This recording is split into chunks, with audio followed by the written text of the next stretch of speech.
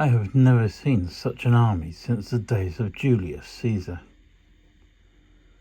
Those were the words of General William Tecumseh Sherman in 1865. He wasn't talking about the Romans, he was talking about his own battle-hardened Westerners as they tore through the Carolinas. But while everyone talks about the march to the sea, the final desperate struggle in North Carolina often gets left in the dust. Today we're looking at the book that finally gives this campaign the spotlight it deserves. I'm reviewing No Such Army Since the Days of Julius Caesar by Mark A. Smith and Wade Sokolowski. Now, full disclosure, this isn't your average history-like book.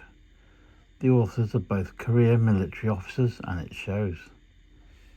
They bring a level of tactical DNA to the page that most historians just can't replicate.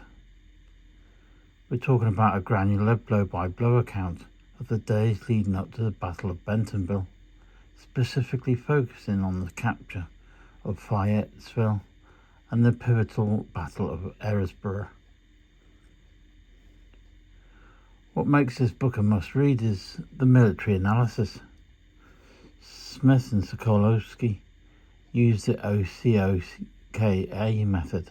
That's observation, cover and concealment, obstacles, key terrain, and avenues of approach.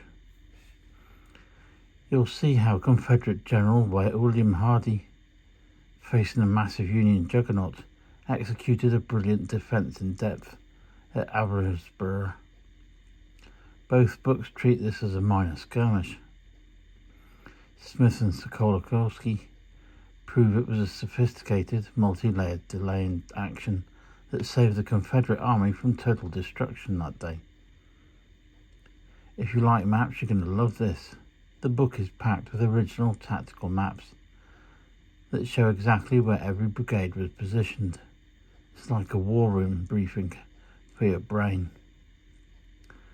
But don't worry, it's not all troop movements and terrain. The authors sprinkle in primary sources, letters and diaries from the men in the mud. You get to hear from the soldiers who are tired, ragged, and yet arguably the most lethal fighting force on the planet at that moment. You really feel the weight of a war that everyone knew was ending, but where men were still dying by the hundreds. So who is this for? If you're a casual reader, the level of detail might be a bit intense, but if you're a Civil War buff, a student of military strategy, or someone researching ancestors who marched with Uncle Billy, this is absolute gold. It's authoritative, impartial, and fills a massive gap in the history of the war's final months.